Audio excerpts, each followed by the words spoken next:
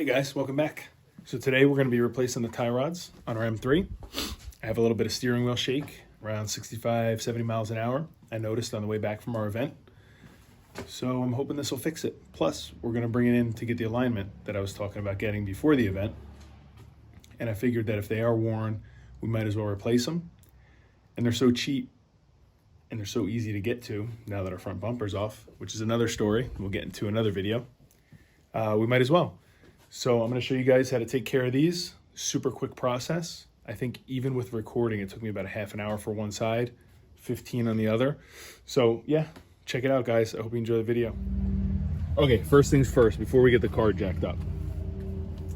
So it's down on the ground. It's settled at its final ride height because I don't want to make any more adjustments before I bring this in for an alignment. And then what I'm doing is I'm just bringing the steering wheel back and forth, left and right. Now, if I mimic that out here, you guys can see that, all right, cool, right? We get a little bit of tire movement. Our pinion backlash, which I'm gonna also dive into a little bit on this video and show you guys, I believe is okay because I get a nice steering return around and I don't have too much play, but you can kind of hear it transmitting through the steering wheel. It's like a little knocking or clicking noise. So I'm gonna have Noah jump in the driver's seat and kind of mimic a very slight back and forth, and I wanna see if we can see anything underneath with the tie rod boot taken off. I like to leave the car on the ground so all the suspension geometry is where it's gonna naturally be, just static in a straight line. Let's say if you're going down the highway, right? And you get a shimmy in the steering wheel. So Noah's in the driver's seat now. Noah, go ahead and shake the steering wheel. I don't know if you guys can hear it, but it almost looks like the rack may have a little bit of play, but we're also getting a little clicking noise right here on the tie rod. And you can see that the way that we have this car set up, this tie rod is almost maxed out all the way to the front.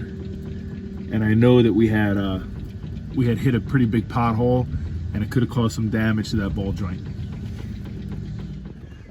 Okay, so another way that you can inspect this, guys, what I do is I put my seat belt through my steering wheel, and the steering wheel's free with the key inside, but you can see we get very little movement. And what that's gonna do is that's gonna isolate the steering shaft. So when I go and wiggle the tire, we can really see like an exaggerated movement, if there is any. You're gonna do one hand here, 3 o'clock. One hand here, 9 o'clock, and you're gonna do little shakes back and forth. See if you hear anything.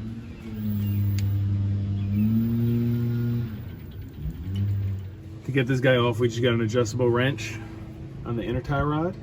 And what I wanna do is I wanna just crack it, but I'm not gonna back it all the way out because I still wanna have a little bit of support and some tension on this when we go to bust this guy out, because this guy's gonna take a little bit of work. So let's get that cracked. Loosen it a little bit, maybe like half turn, and then we'll jump to this guy. Okay, one more fun fact. This car in particular has a washer that's bent over to prevent this from spinning. Some are gonna have a pin that goes through the body that you gotta pry out. So we're gonna knock this back with a flat blade screwdriver and a hammer away from here, and then we'll go ahead and crack it loose. Now that the washer's tapped back and we have our inner tie rod loosened up, we can do it by hand a little bit. We're gonna pop the 17 off this, and then I'm gonna actually use a gear puller, and I'll show you guys how I do that to put a little bit of tension on this so we can drop this out.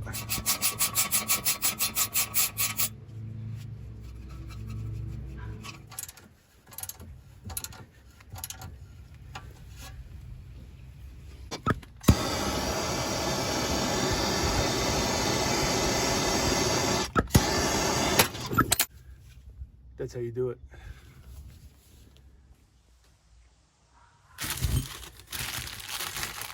The new assembly I got is the inner and outer tie rod combo move. It looks like it comes with a new retaining washer that we can bend over. I think that's what that's for. Anyway, I want to show you guys these comparison on the table. So the ones that I ordered, like I was telling you earlier in the video, that I'm not really into is this portion here. You can see that it's rounded here and it's only got a small area to get a bite on a wrench. And I use a large adjustable wrench. And just for example, we're just about gonna clear it when we tighten it up, or we can use a pipe wrench, which is not recommended, but I mean, what are we gonna do? So I like this one because you can see that you can get a bite on the inside completely 100% for the whole width. Not to mention, I believe that these were a little bit better quality. So we're gonna throw these guys on, but the first thing we need to do is we need to take a measurement from here to here. So that's gonna be edge of where you're button up to your steering rack to, I would say here, this is not this, don't do this side.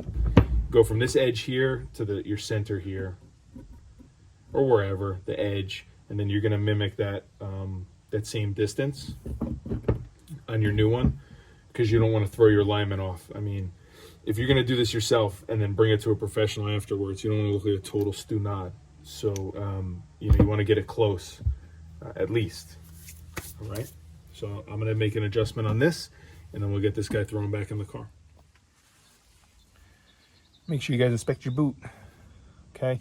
Make sure that there's no cracks. It's nice and pliable. Make sure there's no dirt and grime and grease in there. We're gonna wipe ours out. Ours look pretty good, but we're gonna get any junk out that accumulated in there. Okay. Remember, big end to your rack. So, on your tie rod, okay, just like this.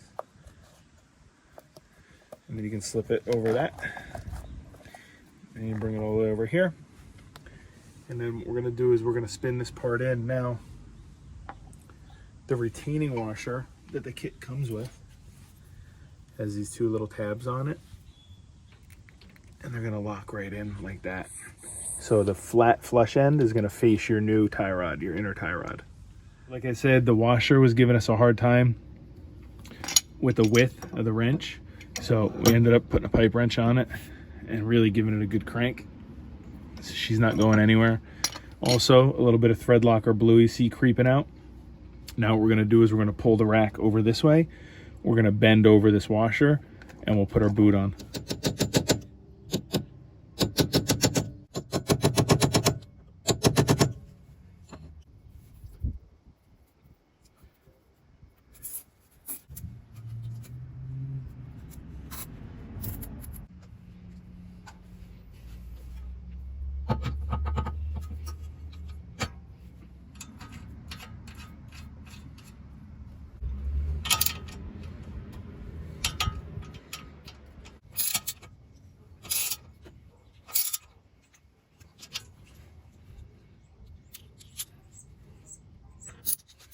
I promised that we were going to look at the steering backlash adjustment here.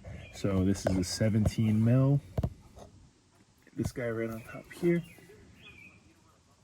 Okay, 17 mil. Kind of junky clearance. It's got some hash marks on the top and little dots so you can reference where you were in case you have to reset it or bring it back. You only want to go about 1/8 of a turn at a time. What happens is you can really pinch these gears together where the car is not going to self-center or steer back coming out of a turn. You'll know what I mean when it happens. You're going to have to manually steer it back straight, which is really dangerous. So you have to just be very careful and only adjust it 1/8 of a turn at a time and then take it for a drive. It can be a lengthy process depending on how tight you want to get the steering. I literally turned it 1/8 and I got much better steering response. So anyway, that's how you set your backlash. Okay, so that's gonna do it. That's how you change your inner and outer tie rod. It's typically the same on most vehicles. This happens to be a rear wheel drive, so you don't have any drive components in the front, but it's very similar for a front wheel drive vehicle as well. Anyway, with recording, that took me about a half an hour. Super simple. You just gotta have the right tools, common hand tools. Make sure your car is up jacked safely, and make sure you really get a good wrench on all these components, because if you lose your tie rod, you lose your steering. It can be a big problem. So remember, do this repair at your own risk. Thank you guys for watching. Remember to subscribe, like, comment, check out my Instagram, and we'll see you guys soon. We're going to get back on this bumper and get this guy all fixed up. Thanks, guys. We'll see you soon. Appreciate it.